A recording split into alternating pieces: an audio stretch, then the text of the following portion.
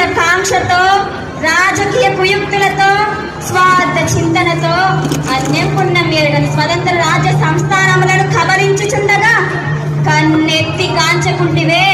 సమస్త ధర్మ కర్మ ప్రతిష్టతవే, పవిత్ర చరిత్రవే, తుకారాం పురందర దాసాద భక్త కవి, సంతాన మాతృకవే.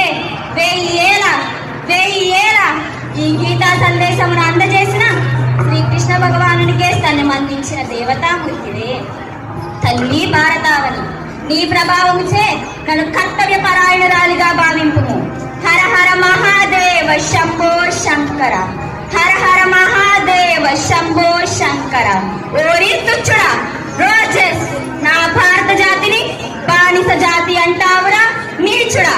ఈ పవిత్ర భూమిపై పడ్డ ప్రతి పసిబిడ్డకు సత్యం, ధర్మం, న్యాయం, త్యాగం, శౌచం పంచ ప్రాణాలురా.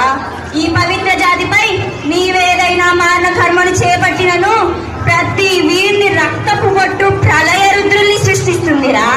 మీరేదైనా దుర్భేద్య సౌదాలలో దాగినను మిమ్ము శోధించి ఛేదించక మానవు మారనాయుగారు.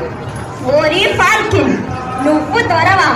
మొన్ననే కదరా నా చేత చిక్కి పాదాలపై పడి శరణు వేడిపోయింది. ఓరి మోసకారి, పౌరుషమున్నచో మా భారత మహావీరులలో ఒక్కరిని చివరికి ఆ ఒక్కరిని ఎదిరించి చూడరా. ప్రతి వీరుడు శత సహస్ర రూపధారి అయి మీపై లంఘించినను మీరు మీ ఫిరంగులు గాలిలో ఎగిరిపోదురు. ఈ ఝాన్సీ లక్ష్మీబాయి తలపెట్టిన స్వాతంత్ర మహోద్యమము నేల నాలుగు చెరువుల జయ జయధ్వానాలు వినిపించకమాను. నైనం చిందసి శస్త్రాన్ని, నైనం దహతి పావకం, నైనం క్లేదయత్యాపో నశోష్యతి మార్గ అనే ఈ గీతా సూక్తి అమరవాణిగా ప్రతిధ్వనించుగాక. స్వరాజ్యం నా జన్మ హక్కును మంత్రం జపించుచు నా కొన ఊపిరి ఉన్నంత వరకు ఈ ఆంగ్లేయులతో పోరాడుతా.